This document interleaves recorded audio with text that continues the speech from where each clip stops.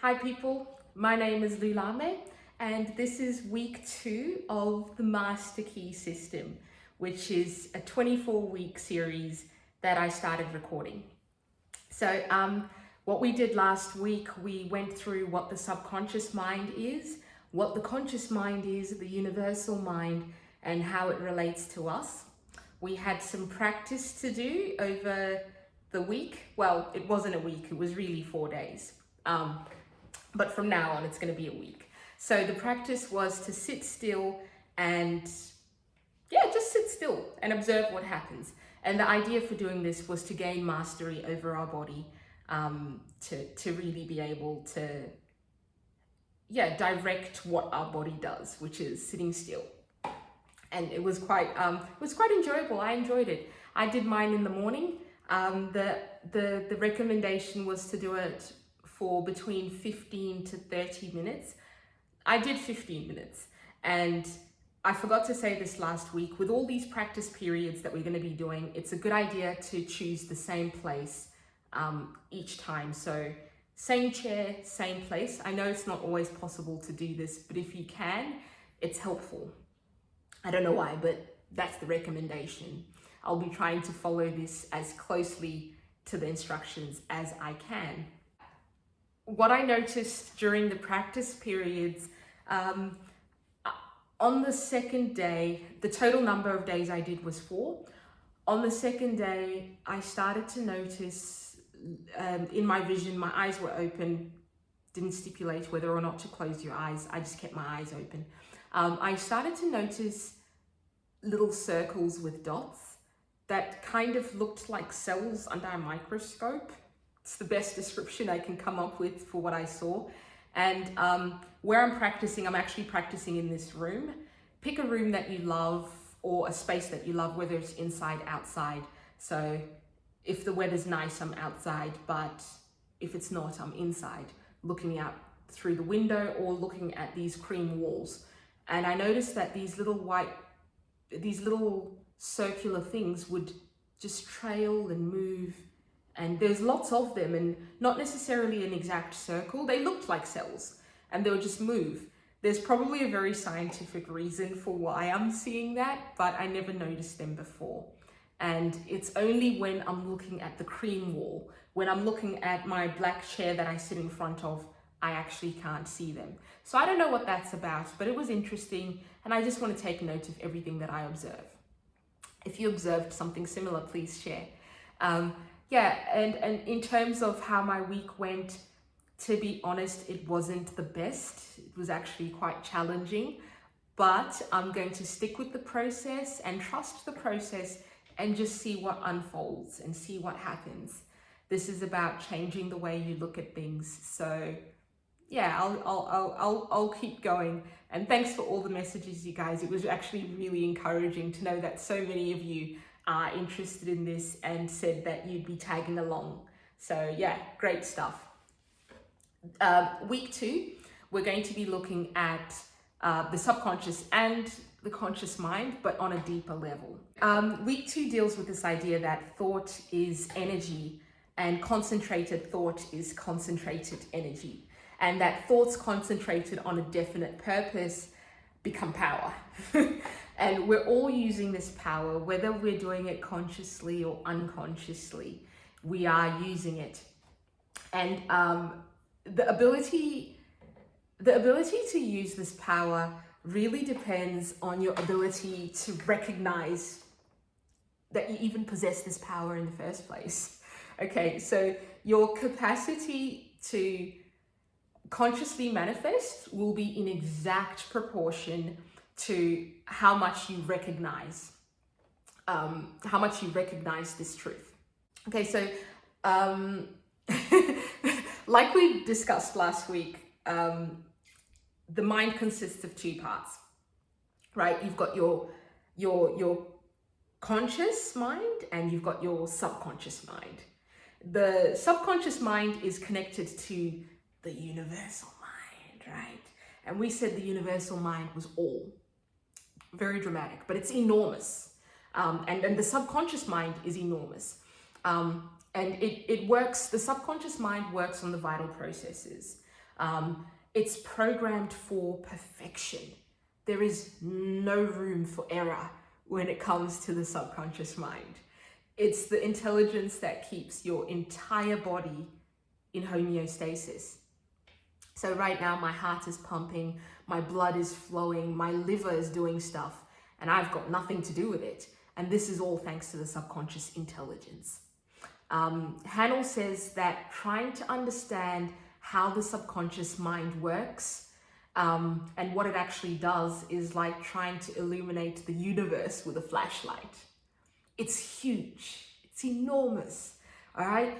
And when I read this, I pictured a scuba diver. I've never been scuba diving, but I pictured it. I pictured a scuba diver doing some deep sea diving with a flashlight on his head, and with that flashlight trying to illuminate the entire ocean. It's not happening. There's just trillions of processes happening. We've got trillions of cells. So the subconscious mind basically runs the show. Millions of processes happening within our body right now, and our conscious mind really it doesn't have much to do with it. Okay, so it's comforting to know I don't have to consciously make my blood flow. I just wouldn't be able to do it. So our conscious mind, on the other hand, is the seat of reasoning will. The conscious mind makes judgments. It has the power of reasoning. It's the one that's the conscious mind is responsible for impressing ideas across to the subconscious. All right, so our conscious mind interprets things through the physical world that we see, the five senses, and once it interprets things, it creates meaning. And once our ideas pass through the subconscious mind, they go through the conscious mind, they go to the subconscious, and then the subconscious takes it on board as fact. Whether it is actually fact, whether it's true or false, the subconscious mind, that's not its role. Its role is execution, okay? It's not responsible for discerning any information it receives. Our subconscious mind is for execution, okay? So through the conscious to the subconscious, making it happen. All right, so to make an impression on your subconscious mind, or in other words, to program your subconscious mind, the ideas must first pass through the conscious, because the conscious mind is reasoning will and the subconscious mind is instinctive. So to impress the subconscious mind, first you must just state what you want. Okay, get clear about what you want first, consciously. The conscious mind has been called the watchman at the gate because it directs the subconscious mind. It's really like the bouncer that says, yep, nah, but once it's through, it's through. Have I hammered that home enough for you? I think I've said it about 4 times. Okay, but what we consciously observe is the result of past reasoning will come manifest. So everything we see right now is the result of things we've thought and things we've believed. So we're going to be using our conscious mind to impress your subconscious, and this is how you can actually change your life and begin to reverse some of the negative conditions that you might be experiencing and create more positive ones. Our subconscious mind cannot argue with instructions, guys. The main tool to impress the subconscious mind is repetition. I don't know if any of you guys remember learning how to drive, especially if you learned how to drive a manual. Guys, my first time driving a manual car, I was horrified when the instructor was telling me all the things I had to remember. There was a lot. Change gears, clutch, handbrake, check your blind spots. There's a lot of concentration, and it seems quite overwhelming that you have to remember to do all of those things. But as you may know, hopefully, over time and with enough repetition, the action becomes habit. And once it becomes habit, you give it to the subconscious mind, and the subconscious mind takes it over. Now I'm sure you can drive very easily without having to consciously think about it, because the subconscious is running the show. So subconscious is the realm of mastery. It's when you're in flow, when you step out of the way and you've impressed or repeated enough that you trust the subconscious mind has it. Okay, if you learn to command your subconscious, you'll realize that infinite resources are at your fingertips. So this week, there's 3 things that we're going to be doing. The first thing that you'll be doing is write down a list of all the things that you perceive to be holding you back from living your best life or the life of your dreams. Write them all down on a piece of paper. And once you've done that, I would like you to go through the list again and get a big piece of paper. Go through the list again and write a statement to counteract the perceived limitations. So for example, you might have written down, oh, I lack confidence, and that's something that's holding you back from living your dream. Counter that statement with the statement that I am confident. Okay, so you've got all the negative stuff and then write the positive counter statement. When you've countered all of the negative statements with the positive ones, what I'd like you to do is cut all the negative statements off and throw them away. Or if you're a bit dramatic like myself, I don't know, burn them. Dance around the flames of your limitations burning.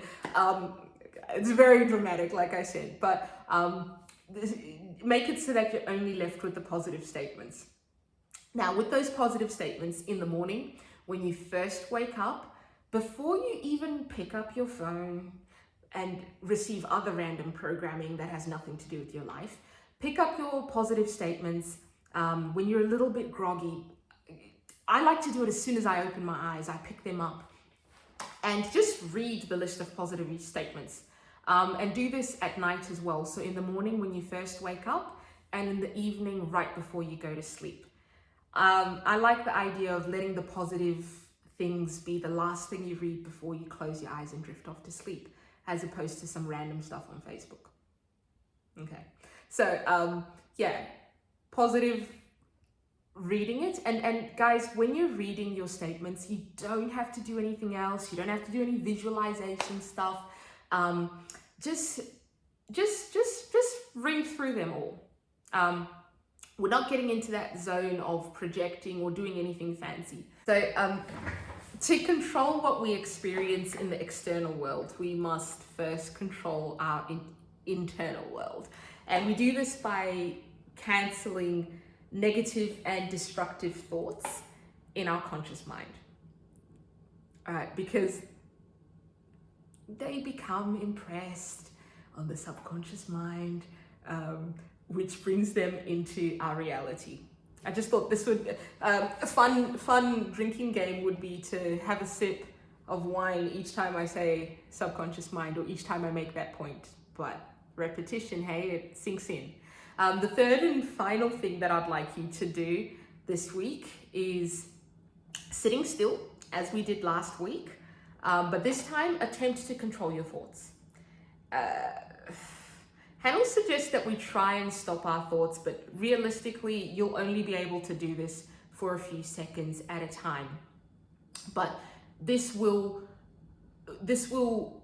make you more conscious of the thoughts that you have. It brings awareness over some of the thoughts that just run a complete muck and are programming us without us even realizing, you know, like, so over time, by doing this practice, you begin to entertain more thoughts that are in alignment with your desires, and you can actually start to weed out the not so awesome thoughts that aren't taking you towards where you want to be. And there's no specified amount of time for this week's practice. When I did it last year, I just used to do it for about a minute. And this was after I had just read through my list of positive things. All right, so that's the homework for this week. Thanks for all the new subscribers, you guys. It's really been yeah, encouraging, and it's made me really determined to show up for you guys as well, and for myself. So I hope you have a wonderful week and do good things. I'm still working on that ending, but have a great week, guys. Thanks for watching.